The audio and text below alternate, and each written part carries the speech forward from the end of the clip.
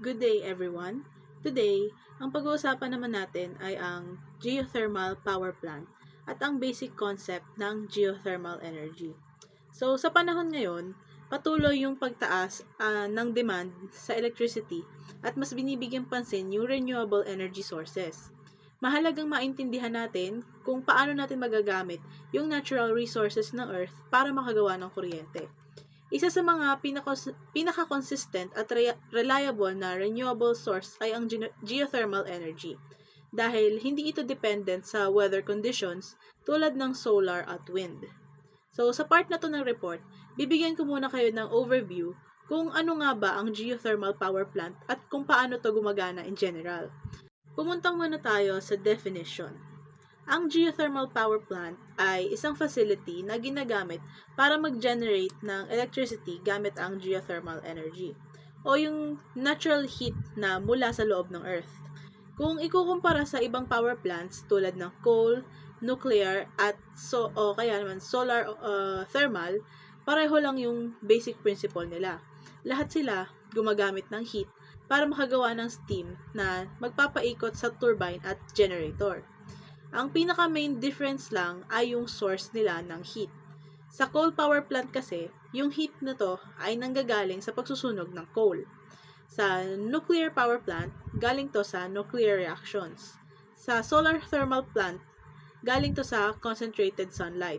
Samantalang dito sa geothermal power plant, yung heat na to ay nanggagaling mismo sa internal thermal energy ng Earth. Ibig sabihin, instead na magsunog ng fuel, gagamit to ng natural na init na matagal nang nasa ilalim ng lupa. Ngayon, paano ba to gumagana? So, sa ilalim ng surface ng Earth, may natural na heat na nagmumula sa magma or molten rocks. Dahil sa sobrang init na to, may mga underground water reservoir na napapainit sa napakataas na temperature. So, yung mga reservoir na to, tinatawag na geothermal reservoir. Kapag nagtatayo ng geothermal power plant, nagdidrill yung mga engineers ng malalim na balon papunta sa reservoir na to. Kapag naabot na nila yung mainit na tubig or steam, ito yung dinadala pataas sa surface. Doon ginagamit yung steam para paikutin yung turbine. So, kapag umikot na yung turbine, pinapaikot din ito yung generator. At dito na nagaganap yung conversion mula sa mechanical energy papunta sa electrical energy. So, sa madaling salita, yung geothermal power plant ay gumagamit ng natural underground heat para makagawa ng steam. Yung steam na to, yung nagpapatakbo sa system para makagawa ng kuryente. Yung mga specific na process tulad ng iba't ibang type ng geothermal power plants at kung ano pa yung pagkakaiba-iba ng system nila ay i-discuss ng mas detailed ng mga susunod pa naming group members. So, top 10 largest geothermal plants worldwide in 2018. Pero itong sasabihin ko, yung yung megawatts each geothermal updated na.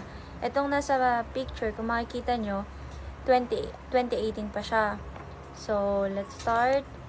So, ang malaking geothermal plant sa buong mundo is matatagpuan sa United States, and ito yung the geysers. Ang capacity niya is 1,517 to 1,590 megawatts. The next is yung Larderello. Matatagpuan siya sa Italy, and yung capacity niya is 595 megawatts. Next one is Cerro Prieto Geothermal Power Station. Matatagpuan siya sa Mexico. Ang capacity niya ay 720 to 820 megawatts.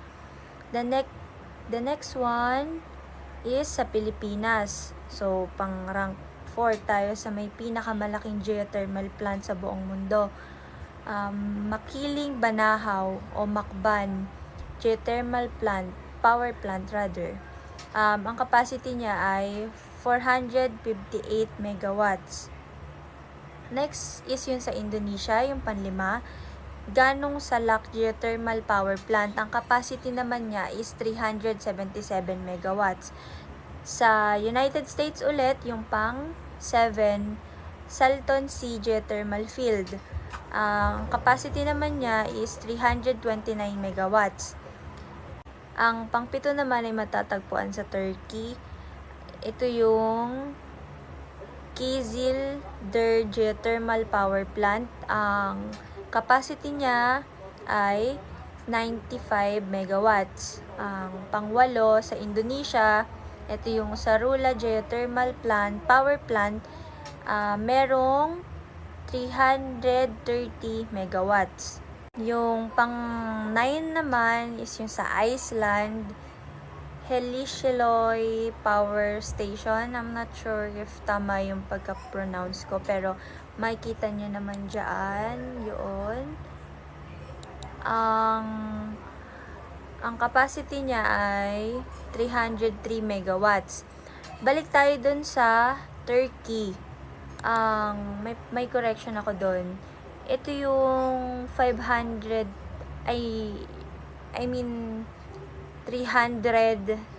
pala, 330 megawatts, hindi siya 95. Yeah.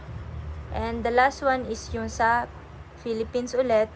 Sa Philippines, Tiwi Geothermal Power Plant, meron siyang capacity na 234 megawatts. So, here are the top 10 geothermal energy producing countries around 2025 to 2026 ranked by installed geothermal power capacity. Ang rank 1 is yung United States na may capacity na 3,957 megawatts. Ang rank 2 naman is yung sa Indonesia, 2,742 megawatts. Ang rank 3 is yung Philippines na merong capacity na 2,034 megawatts. Rank 4 sa Turkey, 1,797 megawatts. Sa New Zealand naman, yung rank 5 1,259 megawatts. Rank 6, Kenya, na may capacity 980 megawatts. Rank 7 is yung Mexico na merong capacity na 976 megawatts. Ang rank 8 is yung Italy na mayroong capacity na 916 megawatts. Ang rank 9 is yung sa Iceland.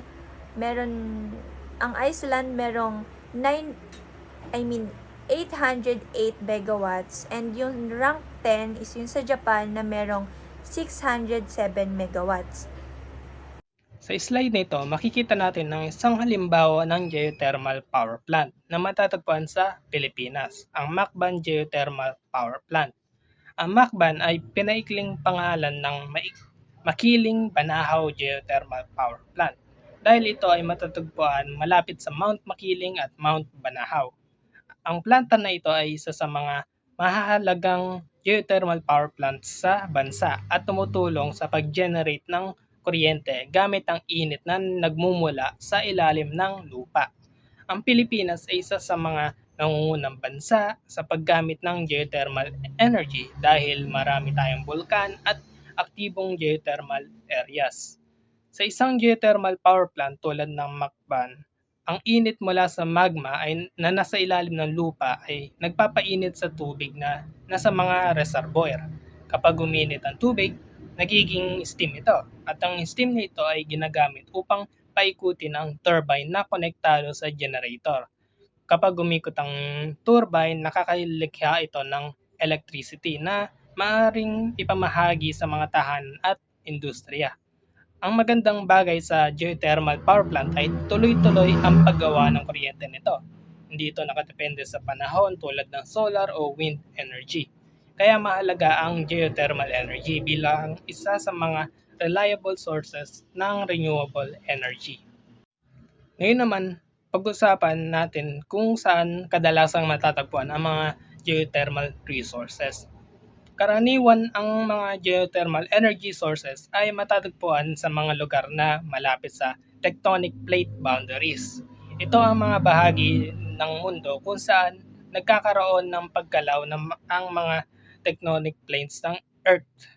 Sa mga lugar din na ito, kadalasan ding matatagpuan ng maraming bulkan dahil dito mas malapit sa surface ng lupa ang magma na siyang nagbibigay ng matinding init sa ilalim ng lupa.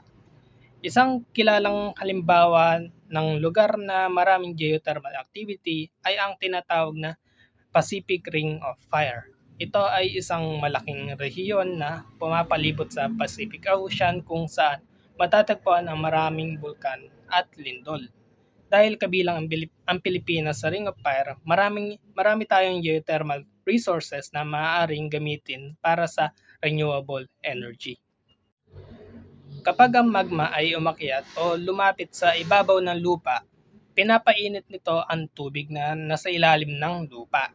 Ang tubig na ito ay kadalasang nakakulong sa mga porous rocks o kaya naman ay dumadaloy sa mga bitak o fractures sa mga bato. Kapag uminit ang tubig, nagiging mainit na tubig o steam ito. At ito ay yung bumubuo na tinatawag na geothermal reservoirs. Ang geothermal reservoir ay ang pangunahing pinanggagalingan ng init na ginagamit ng geothermal power plants. Ngunit ang mga reservoir na ito ay kadalasang nasa ilalim ng bahagi ng lupa, kaya hindi sila madaling makita mula sa ibabaw. Dahil dito, gumagamit ang mga geologists ng iba't ibang paraan upang hanapin ang mga geothermal reservoir. Isa sa mga pinakamaasahang paraan ay ang pagdrill ng malalim na balon at pagtest ng temperatura sa ilalim ng lupa. Kapag napatunayang may sapat na init at steam sa ilalim ng lupa, saka pa lamang tinatayo yung geothermal power plant sa lugar na iyon. Ang geothermal energy ay kadalasang nagpapakita ng presensya nito sa ibabaw ng lupa sa iba't ibang paraan. Una ay ang mga bulkan na malino at na indikasyon na may magma at matinding init sa ilalim ng lupa. Ikalawa naman ay ang fumaroles na mga butas sa lupa kung saan lumalabas ang mga volcanic gases at mainit na singaw. At ikatlo ay ang hot springs kung saan ang tubig mula sa ilalim ng lupa ay umaabot sa surface habang mainit pa. At ikaapat ay ang geysers na naglalabas ng mainit na tubig at steam pataas sa hangin dahil sa pressure sa ilalim ng lupa. Ang mga natural na phenomenon na ito ay mahalagang palatandaan na maaaring may geothermal energy sa isang lugar. Dumako naman tayo sa slides na to. Sa slide na ito naman, pag-uusapan natin ng isa sa mga uri ng geothermal energy o geothermal power plant na tinatawag na dry steam power plant. Ito ay isa sa pinakaunang uri ng geothermal power plant na ginamit sa mundo at hanggang ngayon ay isa pa rin to sa pinaka-common na uri. Sa sistemang ito, ang mainit na steam mula sa geothermal reservoir ay direktang dinadala sa turbine sa pamamagitan ng mga tubo. Kapag ang steam ay pumasok sa turbines, pinapaikot nito ang blades ng turbines. Ang turbine ay nakakabit sa isang generator. Kapag umikot ang turbines, umiikot din ang generator at dito nagsisimulang makagawa ng kuryente. Pagkatapos gamitin ang steam sa turbine, ito ay lumalamig at nagiging tubig muli. Ang tubig nito ay hindi sinasayang. Sa halip, ito ay binabalik sa ilalim ng lupa gamit ang tinatawag na injection well. Ang prosesong ito ay mahalaga upang mapanatili ang supply ng tubig sa geothermal reservoir at upang maging sustainable ang paggamit ng geothermal energy. Dumako naman tayo sa slides na to. Sa slides na to, makikita natin yung diagram ng dry steam power plant. Sa diagram na pinapakita sa slides na to, makikita natin ang kabuuang proseso kung paano gumagana ang dry steam power plant. Una, ang steam mula sa geothermal reservoir ay umaakyat sa pamamagitan ng production well. Pagkatapos nito, ang steam ay dumadaan sa mga tubo papunta sa turbine. Kapag naabot ng steam ang turbine, pinapaikot nito ang turbine blades. Ang turbine ay konektado sa generator na siyang gumagawa ng electricity. Pagkatapos gamitin ng steam, ito ay lumalamig at nagiging tubig muli sa condenser. Pagkatapos ang tubig na ito ay pinapadala sa injection well upang may balik sa geothermal reservoir sa ilalim ng lupa. Sa ganitong paraan, umiikot lamang ang tubig sa loob ng system. Dahil dito, mas napapanatili ang geothermal resource at mas magiging sustainable ang produksyon ng kuryente. Flash Steam Power Plant. Ang Flash Steam Power Plant ay gumagamit ng mainit na tubig na mula sa ilalim ng lupa. Ipinapump ito papunta sa flash tank sa ibabaw. Dahil bumababa ang pressure sa flash tank, ang mainit na tubig ay biglang nagiging steam o singaw. Ang steam ay ito yung nagpapaikot sa turbine na konektado sa generator para makagawa ng kuryente. Pagkatapos gamitin, ang steam ay pinapalamig at nagiging tubig ulit at ibinabalik sa lupa gamit ang injector well. Sa prosesong ito, mainit na tubig mula sa underground reservoir ang kinukuha. Pagdating sa ibabaw, pumapasok ito sa flash tank kung saan nagiging steam. Dahil sa pagbaba ng pressure, ang steam ay pinapaikot sa turbine. At ang turbine naman ang nagpapaandar sa generator na gumagawa ng kuryente. Una, kinukuha ang mainit na tubig sa production well. Pagkatapos ay nagiging steam sa flash tank.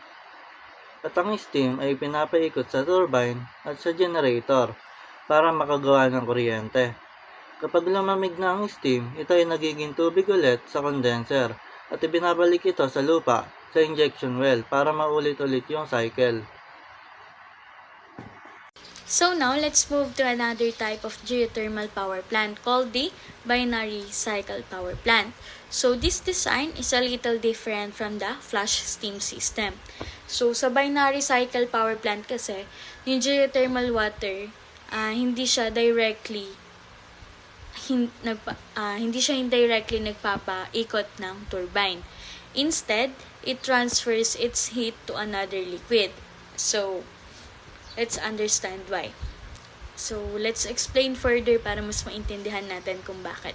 So, sometimes geothermal reservoirs do not have extremely high temperatures. So, the water might be hot but not hot enough to directly produce steam efficiently. So, yung mga engineers, dahil doon, nag-develop sila ng binary cycle system to use para magamit pa rin yung mga lower temperature na mga resources from geothermal. So, from the word binary, it means two fluids. So, this power plant uses two separate liquids. So, yung unang first fluid na ginagamit is yung hot water from the underground. And then, yung second fluid naman is it is a special liquid that is usually something like isobutane or isopentane, which etong mga special liquid na to has a much lower boiling point than water. And let's walk through the process step by step. So first, from the geothermal hot water is pumped from the reservoir through a production well. But instead of going directly to the turbine, dumadaan pa siya or nagpapass pa siya through something called a heat exchanger. So, yung heat exchanger, it is basically a device where kung saan yung init is tina-transfer from one fluid to another fluid without mixing them. So, inside that heat exchanger, yung geothermal water, tina-transfer yung heat niya sa isang fluid like the isobutane. So, since yung special fluid na yon, meron siyang lower temperature, it easily turns into vapor or steam. And now, yung vapor na yun, yun yung nag-flow sa turbine. So, kagaya na lang din ng mga ibang power plants, the turbine spins and drives the generator which produces electricity. So, after ng vapor na makadaan sa turbine, magta-travel din siya papunta sa condenser where dun siya lalamig or magko-cool down and becomes liquid again. And then the liquid is recycled back into the heat exchanger and the cycle repeats. So meanwhile, yung geothermal water that lost some of its heat is pumped back underground through the injection well. So, yung geothermal water, dito sa binary power plant, never siya directly na pupunta doon sa turbine. Kumbaga, yung pinaka-heat niya lang yung nakukuha sa kanya. Then, yung heat niya na yun, mapupunta doon sa second liquid. And yung second liquid naman na yun yung magpapaikot sa turbine. And this system has several advantages. So, first, it allows geothermal power plants to use lower temperature geothermal resources, which means more areas can produce geothermal electricity. Then second, because the geothermal fluid stays in a closed loop system, there is very minimal gas emission. So this makes binary cycle plants one of the most environmentally friendly geothermal technologies. So good day everyone. For this part of our presentation, I will explain the binary cycle power plant, which is one of the technologies using geothermal energy to produce electricity. So to understand this easily, imagine that the earth is like a giant natural heater. So deep underground, sobrang init ng lupa because of the magma and the natural heat from the earth's core. So this heat can warm up underground water, creating what we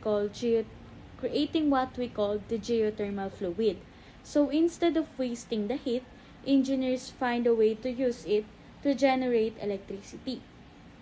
So now, let's look at the process shown in the diagram. So at the bottom part of the diagram, we can see the geothermal zone. This is the area underground where the heat from the earth is stored. From this zone, hot geothermal fluid, usually hot water mixed with steam, is brought up to the surface through something called a production well. So think of the production well like a straw that pulls hot water from deep underground. And once the geothermal fluids reaches the surface, it does not directly spin the turbine. Instead, it goes to a device called the heat exchanger.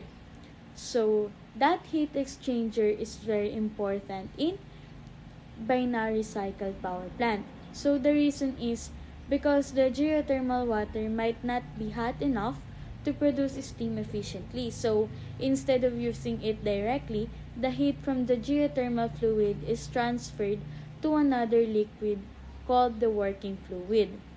So basically, may dalawang fluid na involved. That's why it is called binary cycle, because binary means two.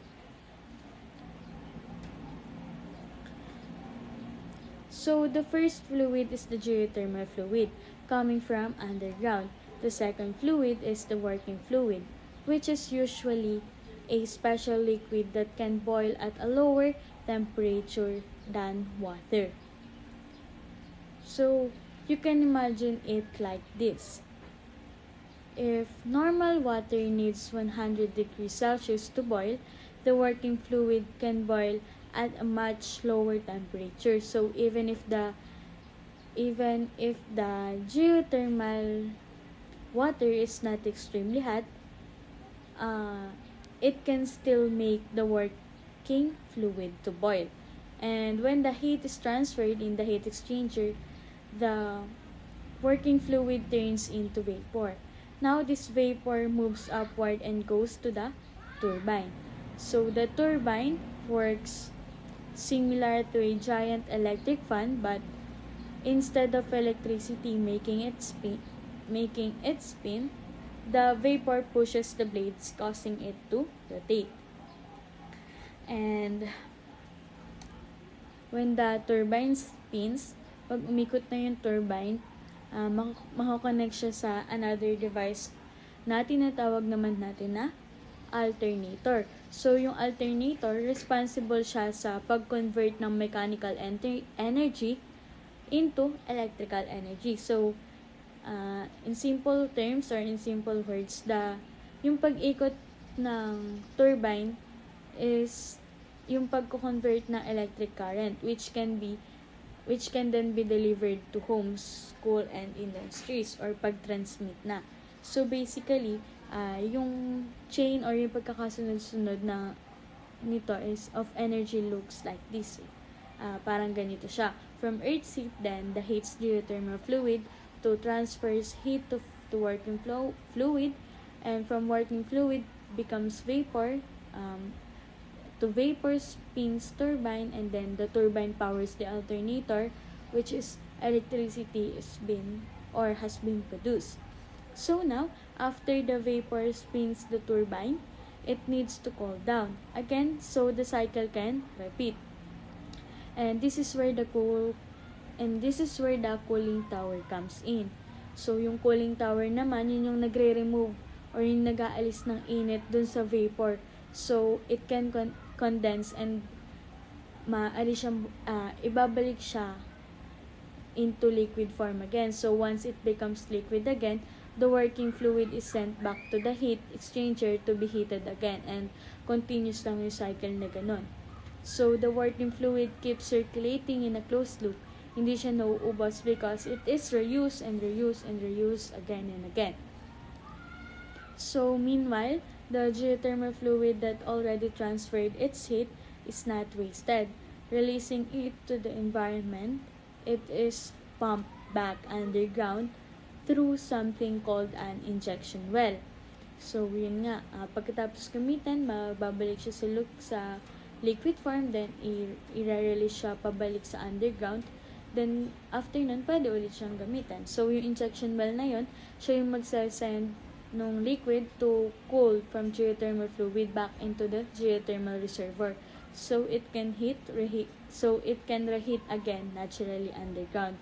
So yung process na yon, nakakatulong yun to maintain na maging sustainable yung mga resources ng geothermal power.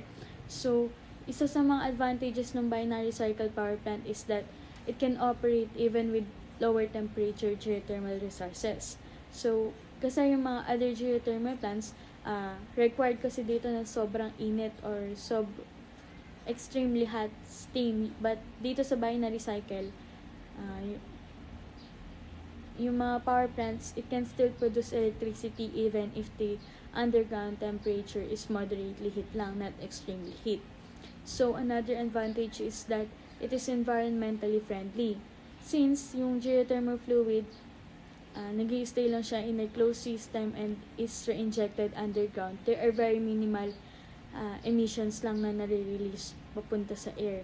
So, dagdag lang dito na yung working fluid, nagko-contain din siya ng closed loop, which makes the system na maging very efficient and sustainable talaga.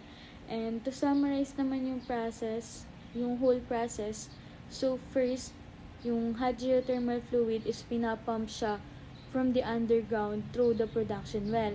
And then next dito is yung init na yon, tina-transfer siya para maging working fluid sa heat exchanger, and then mag-work naman yung fluid na yon na magve-vaporize siya, and then yung vapor naman na yun yung magpapaikot sa turbine. And then yung turbine, siya yung magdadrive dun sa alternator para makapag-generate ng electricity. And then, yung vapor na yan, pag lumamig, cooling tower and magiging liquid siya again. And lastly, yung geothermal fluid is injected siya sa underground through the injection well. So, yung cycle, patuloy na mangyayari. Ganun lang na paulit-ulit yung process ng cycle. So that is why it is called binary cycle power plant, because it uses two different fluids working together in a cycle to generate electricity. The construction of a geothermal power plant requires a high initial investment because of the need for deep drilling, specialized equipment, and infrastructure. However, once the plant becomes operational, the maintenance and operating costs are relatively low. Despite its long-term economic benefits, the high upfront cost can be a challenge for development. Geothermal energy is a sustainable and renewable energy source that is environmentally friendly. It provides consistent and reliable supply of electricity because it can operate continuously 24 hours a day, regardless of weather conditions or seasonal changes. A major disadvantage of geothermal power is that it can only be developed in areas with suitable underground heat resources such as hot water or steam reservoir. The construction is also expensive and requires large investments, careful planning, and support from governments or large companies.